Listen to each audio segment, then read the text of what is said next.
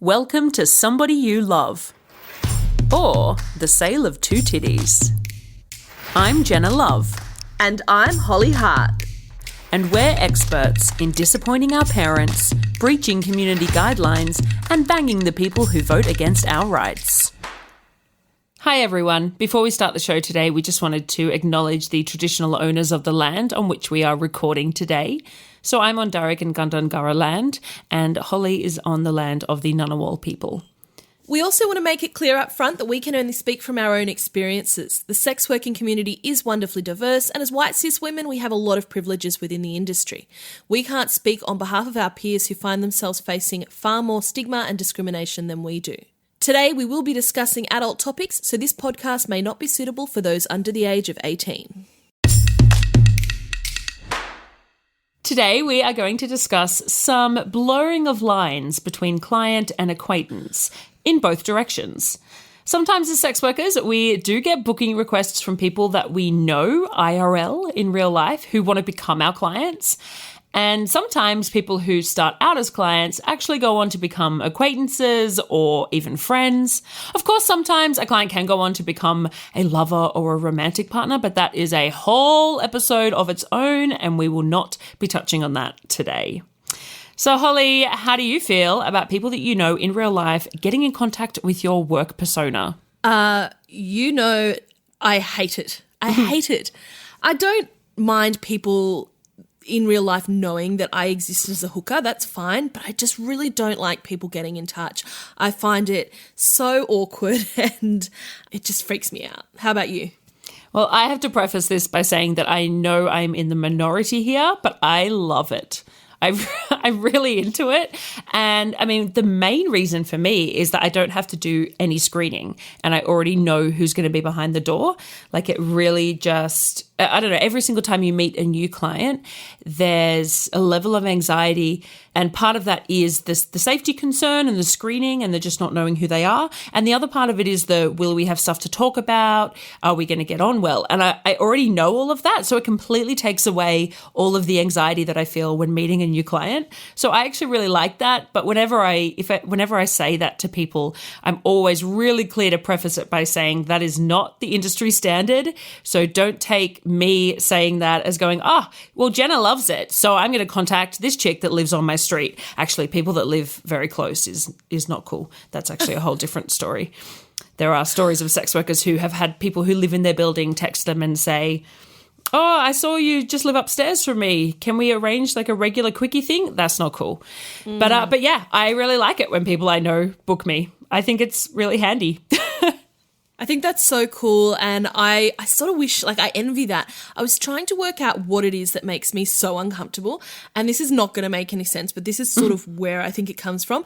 I make myself so vulnerable to my clients, and I really give them so much of me, and to do that with people I know in real life for some reason is so confronting. I'm like, I don't know, which is weird because you think that people in real life you'd sort of be more willing to open up to, but I'm like, no, that freaks me out for some reason. So that is really interesting, and I think it makes a lot of sense.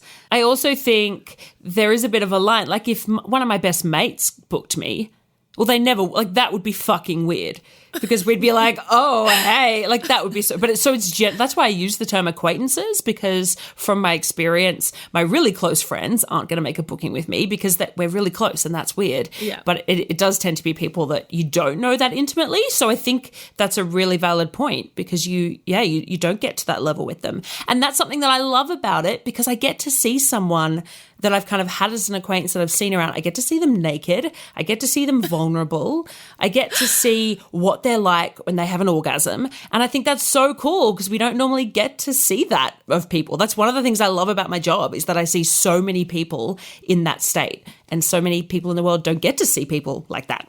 So speaking from my own experience, something that freaked me out a little bit was a few years ago I got a message from a guy asking for a booking. And I sort of began my screening procedures with him, and about halfway through those, I realised that he was my gardener.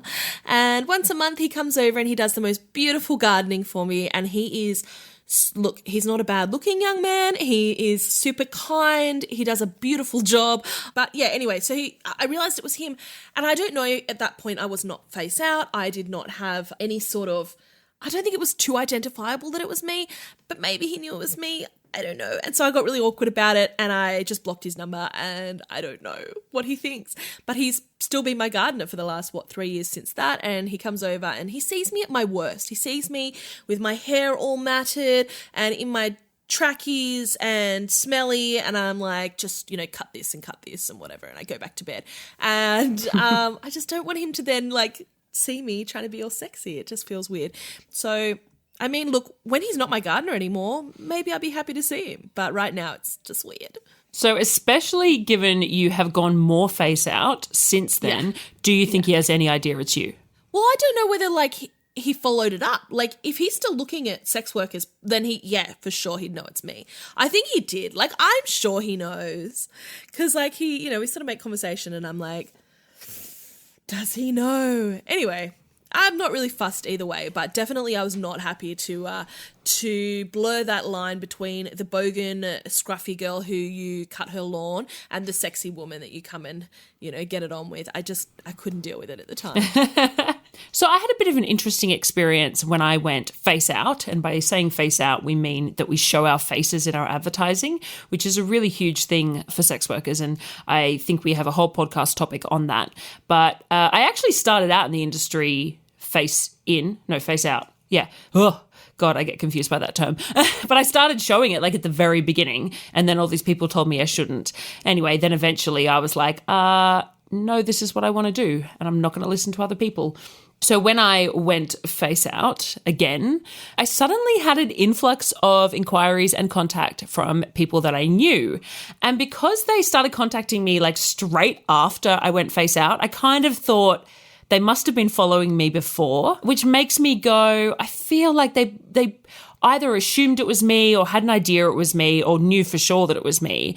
But it wasn't until I showed my face that they either went, yes, it is definitely her, or they went, okay, I already knew it was her, but now I know that she's comfortable with me knowing it's her. I think some people may have taken that as a sign. And I think the whole concept of having acquaintances get in contact with your work persona does vary a lot on whether you show your face in your advertising, how out you are as a sex worker, etc.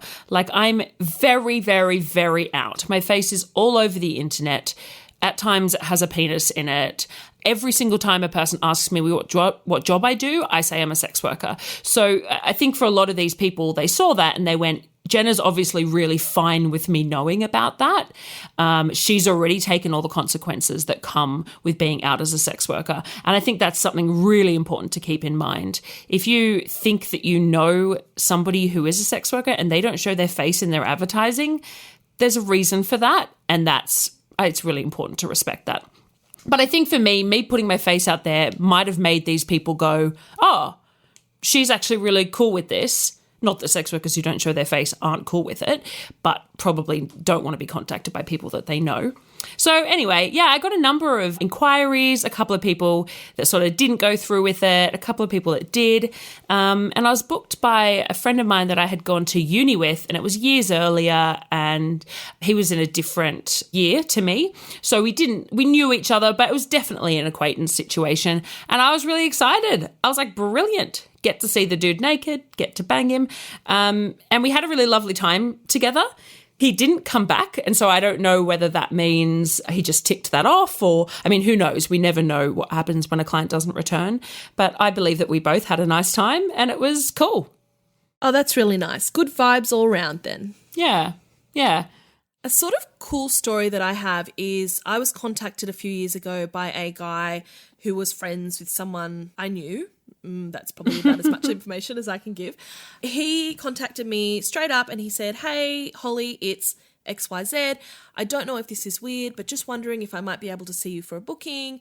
Let me know. And I just really appreciated that because sometimes I've found people who know me who get in touch sort of pretend they don't know me and it just sort of gets to a whole awkward thing when we get to screening and I go, well, this is weird, buddy. So I really liked it. And I said to him, no, I really appreciate you being honest with me and that's really cool of you, but unfortunately it's just a little bit weird and, recommended him a few other people who I thought were really nice. So I think if you are going to go about contacting someone who you think may be a sex worker, it's better to be honest, upfront and definitely, respect the fact that they possibly will say no and maybe likely will say no.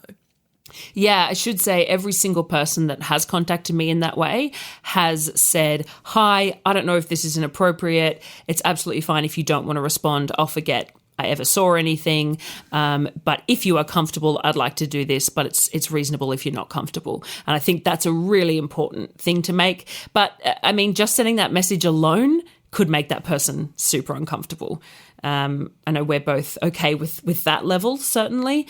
And I'm obviously okay with more, but I think that's a lot of people getting that message alone would really send them into a tailspin. And, you know, there are people whose lives can literally be put in danger and whose lives can be ruined by being outed as a sex worker. So that it's something that's you can't take lightly. Yeah.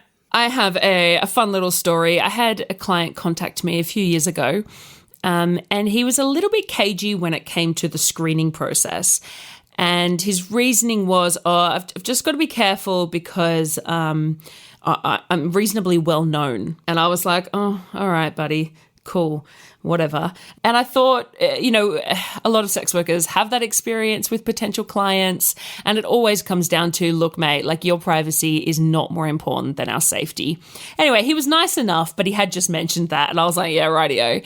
He turned up. We had the booking together and he was really lovely, had a really, really great time. And then just as you do over the course of a booking, you often might make small chat. And I asked him what he did. I usually try to be vague so that they don't feel like I'm stalking them. Like I'll say, oh, do you mind saying what you do or what area you work in or whatever? Anyway, he said, I'm a real estate agent. And I was like, oh, okay. That doesn't make you famous. Like I thought that was really odd. And I was like, wow, dude thinks like being a real estate agent is like a big deal and everyone knows him. Having seen actual famous clients, you sort of go, yeah. Oh, like, I was like, okay. It's definitely not up there in terms of fame. Yeah. And he did say something like, I'm a real estate agent, so that's why I'm, sort of my face is known. And I was like, yeah, I mean, I literally have shown my butthole on the internet, but okay, cool. Him too, who knows? Well, maybe. I don't know that much about being a real estate agent. Anyway, we had a lovely booking, and then fast forward a few years, my husband and I decided that we would like to buy a house. So we go to open houses. And this was during COVID in 2020. And we weren't going to look at too many houses. We just, we mainly looked online, and then anything that really stood out to us, we went and looked at. So anything we did go to look at, we really wanted to see. And so we go to the first house, and out the front is my client.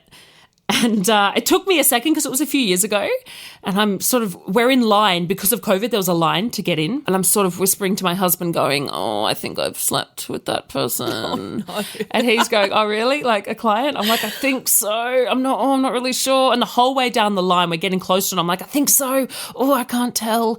Yeah, he was a real estate agent. Oh, maybe. And then we get up to the front of the line, and they have this thing when you're going to open homes, particularly for purchasing houses, where they ask for your details, your name and number.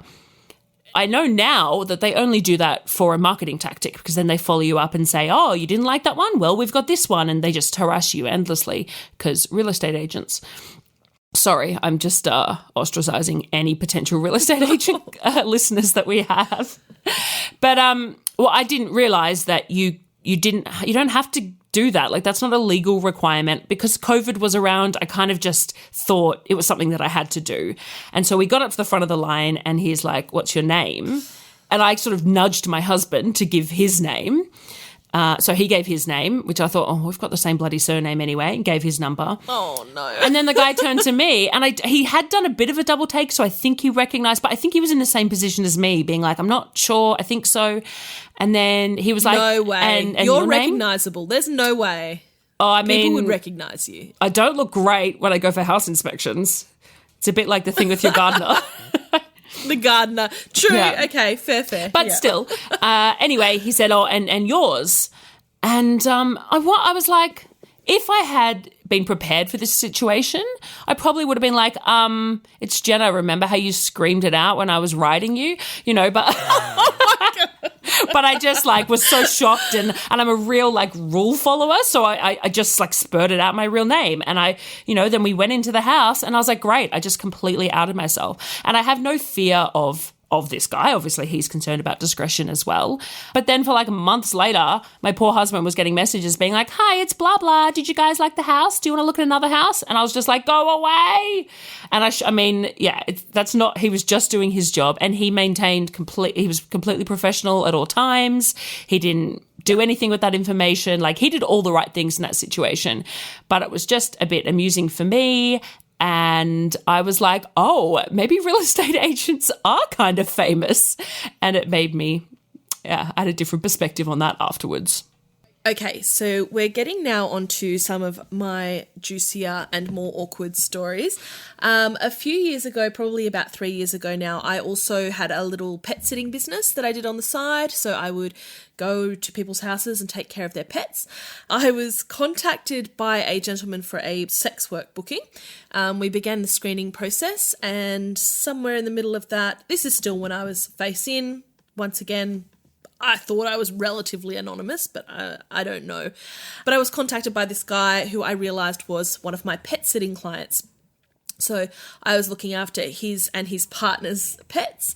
And yeah, I realised, and it was a bit awkward, but I thought he was really cute. So I told him, I said, hey, like, this is really awkward, but I'm actually your pet sitter. And he was surprised, I think. Like, I know you're listening right now, buddy, so I think he was genuinely surprised. We actually became really good friends. There was a little bit of like a thing going on, but the relationship he was in was not a good one, and, you know, it didn't last much longer. And things with us never developed into anything, but we ended up becoming really, really good friends. We did have sex once, and yeah, now we're still in touch. We talk all the time, and it was just the weirdest scenario how I realised halfway through that he actually knew me in real life. So he didn't become a client, but he became someone really special and still a really dear friend to me, out of a series of just really strange, you know, Canberra being a small place sort of situations. And so when you said you had sex once, that was not a booking situation. That was in your personal life. No, we just... Yeah, that was a personal life, you know, intimate sort of moment. We talked and talked and talked. We just clicked a lot, and I think we got it on, and I just think we didn't really have whatever was needed there to develop into something else. But instead, we became really good pals, and he's now moved on in a relationship with another wonderful lady, and seems really happy. So there you go. Oh, I love that. Yeah. I think my final story involves one of my side hobbies, which I can't go into too much detail about. Some of our listeners know, though, because I'm not good at keeping secrets. But I work on these projects, and each project will sort of last a few months and might have a different group of people involved in it. And at the beginning of each project, we obviously need to do some speeches and talk about what's going to happen. We have to address the group of people involved. And so I was asked to stand up at one of these beginning of the project phases and speak to the crowd. So I got it. And there's only, there was maybe maximum 40 people there. And so I stood up, and my husband was with me. He didn't stand up with me, but he had come to the event with me because he's also involved in our hobby. And so I stood up at the front and I started giving my little speech. And then I caught sight of somebody in the audience and who looked like, this is going to sound so strange, and I don't know if he'll listen to this, but his lips looked like lips I had kissed. And that I couldn't really remember much, but I was like, oh, I think I've made out with that guy. I can remember making out with that guy. And this whole time I'm delivering this speech essentially, and I keep looking and going, have I made out with him? Have I fucked him? Was he a client? Is that what this is? And, you know, our little hobby, it's quite small. It'd be quite unusual for that someone I happen to know to pop up, like a client to pop up in that environment. The whole time I was just going, fuck, I don't know. I think so. I think. And so I sat back down and again leaned over to my husband and went, I think I fucked that guy over there, which I'm now realizing is something that I do with semi-regularity. Lean over to my husband and say, I think I fucked him. Mr. Love is just like, he's on board. He's like, oh, yeah, probably. Again. No worries. Yeah. Standard. Yeah. And I felt so uncomfortable. And at that point, that was sort of before the project had begun, and not everyone who's at that meeting will actually be a part of the project. So I wasn't really sure. I put it out of my mind and didn't think about it again until the first day of the project, where I rocked up and he was there. And I was like, oh no, he is definitely a client. And I remembered a bit more about him. And remembered that he was married, which is not entirely uncommon, of course, with our clients, but did note that in my mind. And then we worked together for 3 months. I was in a sort of position of authority over him. It was never mentioned. I wouldn't say we avoided each other. We had to have a couple of conversations that came up as a part of what we were doing, but it was just not a thing that was discussed or anything. And every now and then my husband and I would go, oh, do you think, what? Oh, we'd have a little weird chat about it and be like, anyway, all good. And then a few months, maybe it was more than a few months, but at least a few months after the project had ended, I got a booking request from him. And he was like, hi, Jenna, I don't know if this is weird. I have seen you before. I don't know if you remember or whatever. And I responded and I was like, oh my God, yeah, I know. And yes, I'd love to see you again. Gosh. Cool. Like, let's do it. So we had a booking together, and then I spilled everything. I was like, I'm so sorry. I didn't want to talk to you because I know that you're married, so I didn't want to make that uncomfortable for you. And a lot of people around are friends and know each other. It's a very small community. And he was like, no, it's fine. I didn't know if your husband knew or if you, like, I don't know. And it was great. And then we had a really lovely booking and we made out, and I was like, oh yeah, those lips are really good to kiss. Aww. That's a really nice. And I don't think I've seen ending. him again. I like that. Oh, but then you never saw him again, right? Well, at least you got. I don't think so. At least you got that resolution. Yeah. I really like that, because for me, I feel like I've had experiences like that with clients where we just go ooh, and then we just don't see each other again. It's really nice that you got that sort of closure, like that was awkward, but we're still cool, and that's nice. Yeah. Cool. Yeah.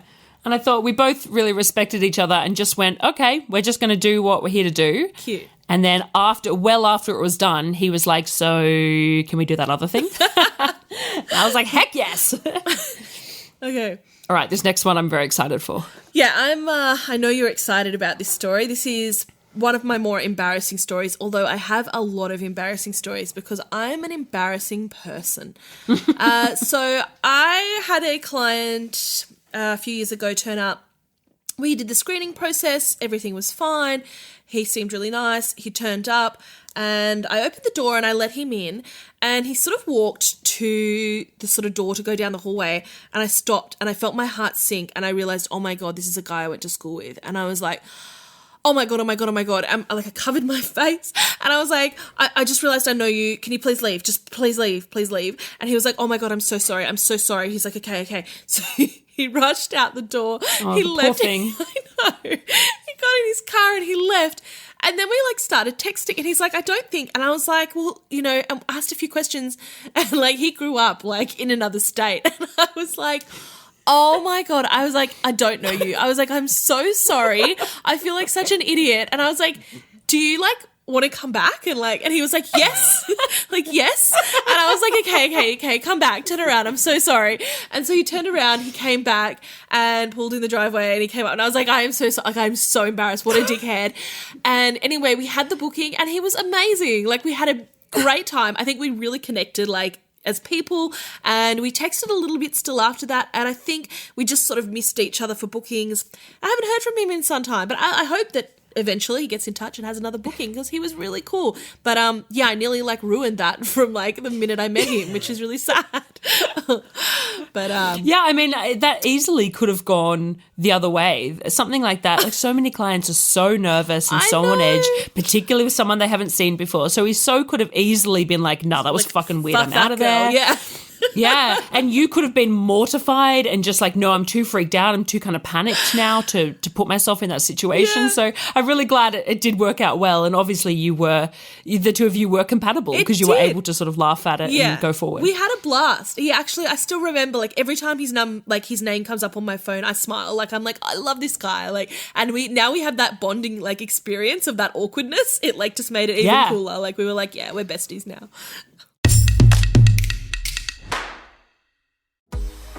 Who misses free and affordable ads and social networks without the anti-sex rhetoric?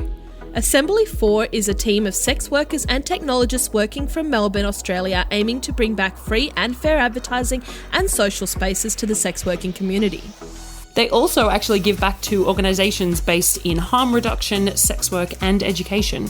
Stepping away from the clunky design of traditional platforms, their two products, Tryst.link and Switter.at, are refreshing and well-needed changes in both presentation and mission. Both are free to join and open to all. In the words of an Assembly 4 user, from the policies to the language to the advice and tips, it makes such a big difference to feel encouraged and supported instead of policed. Check out their website assembly4.com, for the word, not the number, for more info.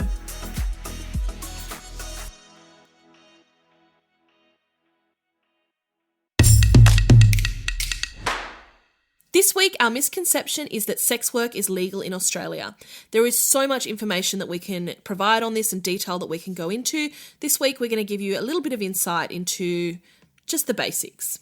So sex work in Australia is primarily governed at a state and territory level. So that means that the laws vary greatly across the country. We do have a whole episode on this subject that's in the works, but as Holly said, we're going to give you a little overview. If you do want more information on the laws, you can always get in contact with your local peer organisation. We always have their links linked in the show notes for our episodes. Now, in terms of online sex work, the laws are, in my opinion, pretty obsolete. The legislation around porn production and distribution is, I would say, currently working to try and catch up with about the year 2002. From what I know, as a result of that, they tend not to be enforced very heavily. But, with the recent passing of the Online Safety Bill, that certainly might change. We're not experts by any means on porn laws, so we're hoping in future to have a guest on who can speak a little bit more about those. Because our experience lies mainly with in-person work, we are able to tell you a little bit more about that in particular. In both New South Wales and the Northern Territory, we have decriminalisation models. Because of some of our federal laws, it's difficult to achieve full decrim, including for migrant workers, unless there's changes made at a federal level. But sex work is essentially decriminalised in those two places. New South Wales has had it since 1995, but the Northern Territory only achieved it 2 years ago in 2019, which was a huge win for sex workers globally because it became only the third jurisdiction in the world to do so. So there's a lot of confusion around these terms. And again, we're just trying to do this briefly today. Decriminalisation means the removal of all sex industry specific laws, thus just treating our job like any other. It doesn't mean that laws don't apply to us, as a lot of people I come across on Reddit seem to think. Obviously, it doesn't just mean that we're completely above the law. We are lawless. Wild west of sex. We still have to obey the same laws as any other business. We still have to adhere to safe work guidelines, report to the tax office, etc. There's a lot of confusion around the difference between decrim and legalisation. And when people hear that sex work is legal, they often go, oh, well, that's great. It's all sorted, right? But the thing is, legalisation means that there is a specific set of laws just for the sex work businesses, and those laws don't apply to other businesses. And what happens when you put harsher restrictions on a marginalised population is that you create a divide between those who are able to meet the requirements and those who are not. And often the majority fit into the category of those who are not. So if you look at legalisation that way, you can actually kind of consider it partial criminalisation, because it essentially ensures that some sex workers, or even a majority of sex workers, particularly those who face the most adversity, will be criminals. So the states and territories in Australia with a legalisation model are ACT, Queensland, Western Australia, Tasmania and Victoria, although we are so hopeful that Victoria will achieve decrim sooner rather than later. We can't go into every single one of the problems with Australian sex work laws, let alone the laws of other countries. But we thought we'd just do a whip around the country and point out some of the most interesting features of that legislation, because we found that unless you're a sex worker or you're a very engaged client, most people don't have any idea about these laws. Where I live in the ACT, according to the law, sex workers have to use barrier protection for everything, including oral, and two workers can't be in the same booking together, so no threesomes are allowed in Canberra. Well, not if there's payment involved anyway, or unless you're in Parliament House, I guess. Yeah, and it's amusing because ACT is only a small place. So if you just go however many kilometres outside of it, you enter into decriminalisation. Yes, absolutely. And then those laws don't apply anymore. That's it. You can go to Queanbeyan and do totally different things than you can in the ACT. But the ACT is also well known for being not particularly heavily enforced, so that's really good as well for workers here, that they're not often treated. Well, in my experience, a lot of workers are not, sort of taken down for those sorts of things. But obviously you will read in the newspaper, sometimes they do raids on particularly brothels that are struggling workers and survival workers, which is really sad. So the other thing that's strange is that during COVID, other close contact services were allowed to go back to work, things where you're having very close contact with another individual, but brothels weren't allowed. So the sex work community and particularly the peer orgs had to do a lot of lobbying to get that changed. Yeah, so like massage therapists, beauty therapists, tattoo parlors were all allowed to open, but brothels weren't. And that's one of the big issues with legalization, is that they can set different industry-specific rules that are kind of based more on stigma than anything else. Similar things happened in Queensland and in Victoria as well. Yeah. I have worked in every state and territory of Australia, and as a touring worker, you have to be across how the laws change when you cross state lines, and all of your marketing has to be in line with that as well, which can be an absolute headache, to say the very least. So some of the more interesting laws: in Victoria, in-calls are illegal. So an in-call is when the client comes to the provider. So that means it is only legal for the provider to go to the client, whether it be their house or their hotel room or something like that. And that's a pretty weird law. Everybody has to be registered. All sex workers have to be registered with the government, which means the government has a legal record of your legal name, which says that you are a sex worker. And for obvious reasons, that can be problematic. Advertising what services you offer is illegal. Street-based work is illegal and very heavily policed.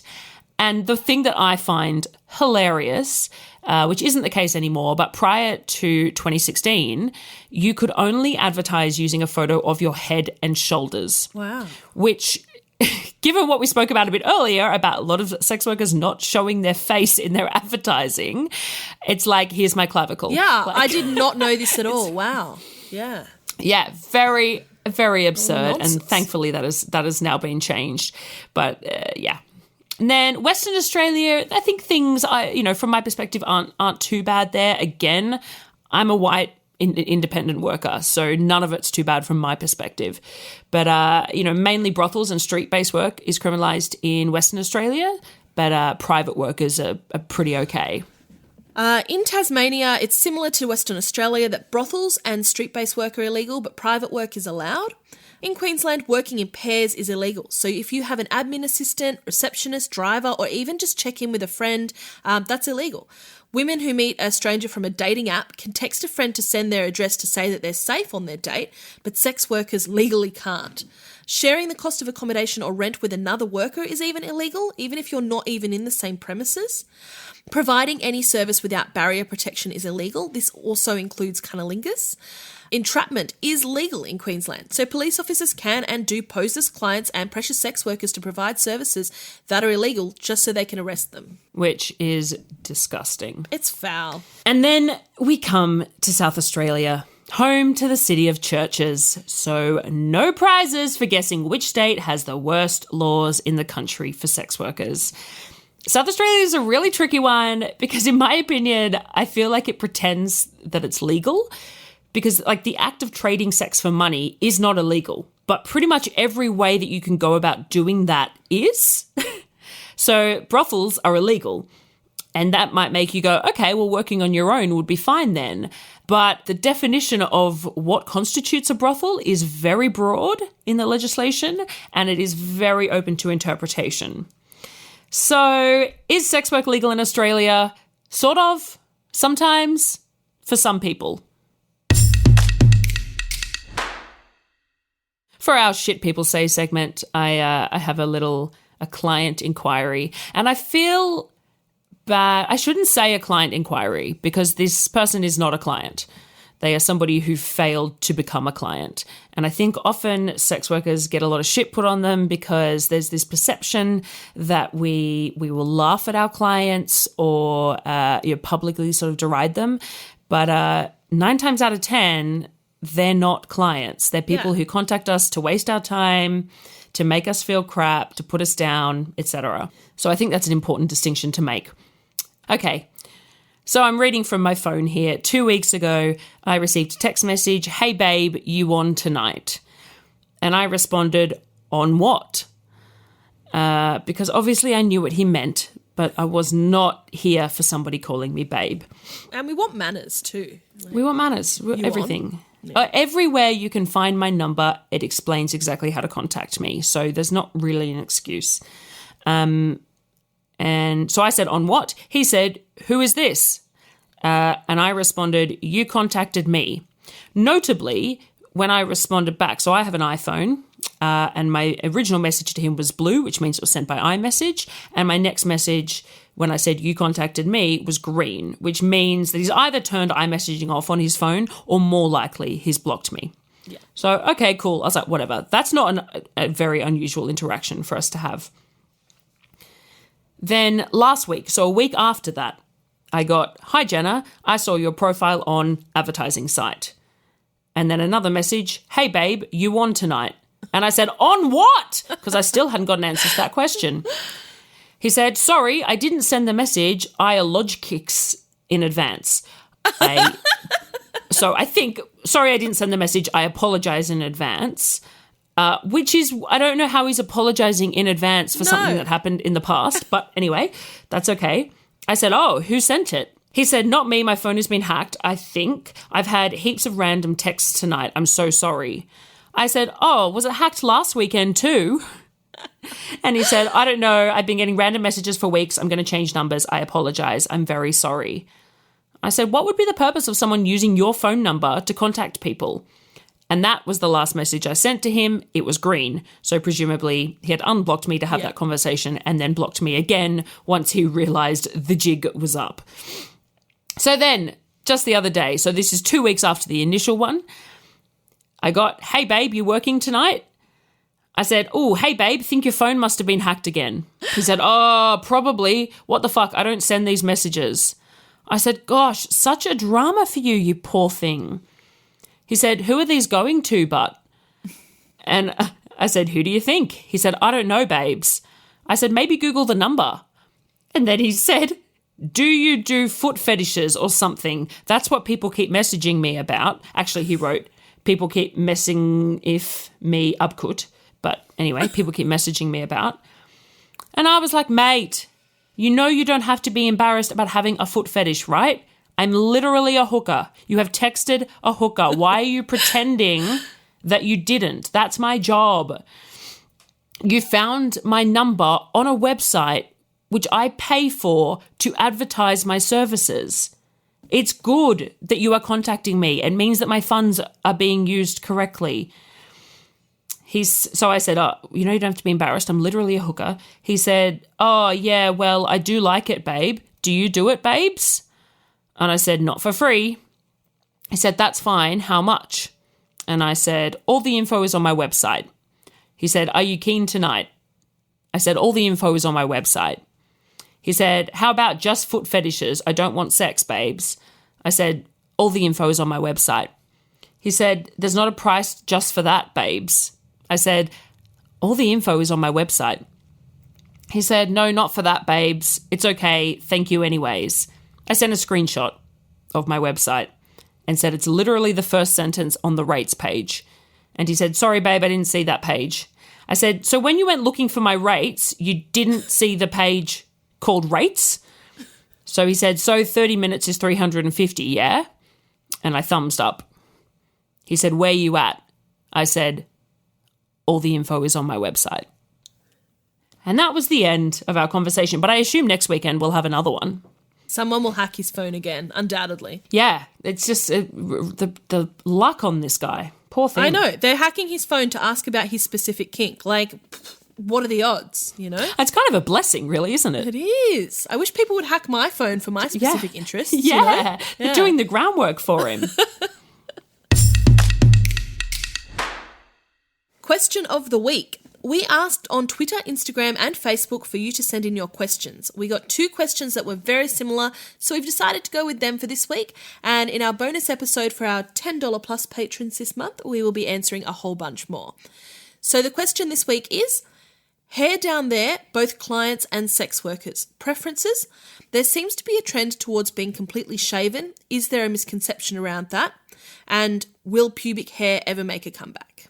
Okay, so for me, I generally don't really care if my clients have pubic hair. Look, to be really frank, if I'm going to be like running my tongue around everything down there, it probably helps if it's trimmed at least, because otherwise it ends up getting in the back of my throat and I'm like a cat coughing up a hairball and I'm like, it's really not sexy, like unless that's your kink, that's fine. But yeah, generally, I don't really care if you've got hair, unless you want me to lick that specific area. For me, I shave the whole lot just because that's what seems to be expected, which is a shame because I don't think there's anything wrong with pubic hair. And I know quite a few of my clients do love it and they've asked if I can grow it out. And I've said, well, it just makes it more difficult for the other clients who don't like it. And I feel like also this is my own feeling, but I feel like I can keep things a bit fresher down there if I have it shaved. That's just my own ability to wash myself. But yeah, to me, it's not a big deal. I think it will make a comeback. I think pubic hair I think it's already like people are getting into this landing strip and that's trendy. I think mullets came back into fashion. So who's to say the bush isn't going to be the next big trend? If a mullet can come back into fashion, anything can come back into fashion. Yeah. I feel like I have a bit of a unique perspective on this. Oh, I'm so unique and interesting. But I think I only realized recently that other people don't have this experience because not everyone is a redhead. And when you are a redhead, I think in particular a female redhead, but the case may apply to other people as well, you get sexualized from such a young age. And people will be talking about your pubic hair before you even have pubic hair or know what pubic hair is. So I have a distinct memory of when I was in kindergarten, so about 5, of somebody saying to me, I never know the phrase, does the carpet match the drapes? Which I only figured out what that meant. I mean, I knew what it meant for a long time, but only recently figured out the drapes are curtains, and I didn't really get it. Anyway, someone said to me, a phrase I've heard a million times in my life, does the carpet match the drapes? And at the time, as a 5-year-old, obviously, I don't even know what I said. And obviously, I had no fucking carpet at that point. It's very common in your young life to be referred to as feisty, and as you get a bit older, to be told that you are like inherently sexual, and that redheads are really like aggressive in bed and all these sorts of stuff. And you just get filled with all this information. And of course, every like sexual character you see on TV is a redhead, and it's just kind of intrinsically linked. And now obviously I capitalize on that and I use my red hair a lot in my marketing because now I'm a hooker. I'm like, well, cool. I can be sexual and let's make money off it. But my pubic hair has always been the subject of other people's discourse, and it has always made me incredibly uncomfortable. And so I've always had this pressure to have pubes, which I think is the opposite of what a lot of women and maybe a lot of people experience. Particularly when I first started in the sex industry, I get inquiries all the time that are like, well, do you have a fire crotch? Or talking about my pubes. And the other thing is my pubes in particular, I don't know if they're red. They're kind of like, they're fair, but it's not a fire crotch. They're red, but they're not like super fiery. The strawberry blonde. Yeah, I guess so. And there's all this stuff about like you're not a real redhead if you don't have that. I get text messages from random people saying, are you a real redhead? And what they're asking is, are my pubes red? And the thing is, they're kind of not. They're a bit, I guess, I don't know. So I have literally shaved my pubic hair my entire life. Not my entire life, sorry, since I started getting pubes, since the very, very beginning. And it wasn't until last year that I went, you know what? I maybe want to have pubes for my own reasons. And I'm comfortable with that. So I actually shaved for a very long time because I hated men asking about my pubes, whereas I think a lot of people will grow a bush because they're sick of men saying, oh, you should shave. I was sick of men saying you shouldn't shave, and so I used to get rid of it all the time. Rebelled. Yeah. Yeah, that was my way of rebelling was full Brazilian, which probably sounds ridiculous, and there are some feminists that would absolutely hate me for saying that, but my pubes have always been so sexualized since before I had pubes, and it's a really big deal for me. So it was a huge thing for me to start growing my pubes, and now sometimes I trim them. Every now and then I might trim them like really, really short. Sometimes I grow them a bit. I like to shave the undercarriage because I just cannot handle having hair down there. I think because I never have, I just can't handle it. But now I feel like I'm reclaiming it, and I'm like, fuck you. You can like that I have the pubes, that's fine, but I have them. Go you. So on that note, I've never not had demand for having pubes, and I don't even know if it will make a comeback. I think there already is a big push for some hair, at least. There's a lot of anti-full Brazilian rhetoric out there. There's a lot of, oh, you look prepubescent, which I think is fucking absurd, because if you look at my body with no pubes and think prepubescent, then you've got some whack ideas about puberty. It's a tough one because I think it's really personal for everyone. Like if I'm getting my tongue in around things, I love a real smooth finish. But I have friends for whom if the client has shaved that day or maybe the day before and there's like a tiny bit of stubble, they've got really sensitive skin and it will really affect their face and also their downstairs bits. So for some people, smooth is not ideal. For some people, if you've shaved, there's more risk of nicks and cuts, which means open skin, which means higher risk of infection. Some people just love a full bush. Some people would absolutely hate it. Like it's really tough. Everyone has their preference, and everyone's welcome to have their preference. But dictating what someone else does is obviously a huge issue. But I think that it's you really need to ask each individual what they like. If you give a shit about their opinion. If not, just do whatever you like. And now we'd like to thank our patrons this week. Our giving somebodies are Miguel Sanchez, Disco Biscuit, JJ and Bridget. Our generous somebodies are Mal, Berenger, George, Miss Bell, Tess Louise from It's So Hard podcast, Mr. S. Fox and Mecca. Our very generous somebodies are Lachlan, Timmy, Steve, Our Footstool, Spaceman Dan, Pete, Adele, Alice Gray, Big M, Scott C, Sammy Jane, Bart, Barleyman and Randy Wagner. And our extremely generous somebodies are Aaron, Samuel and Andrew. Thanks so much for joining us this week, guys. We hope you've had fun and learned some interesting things. I look forward to seeing you next time. Please look out for us on Twitter, Instagram, Facebook, and Patreon. Our name everywhere is Somebody You Pod, as in podcast. Our Patreon starts at just $3 a month, and you can get all of our episodes ad-free and a day early, plus bonus episodes, behind-the-scenes action, bloopers, and more. Thank you for taking the time to listen to the voices of sex workers. And remember, somebody you love might just be a sex worker.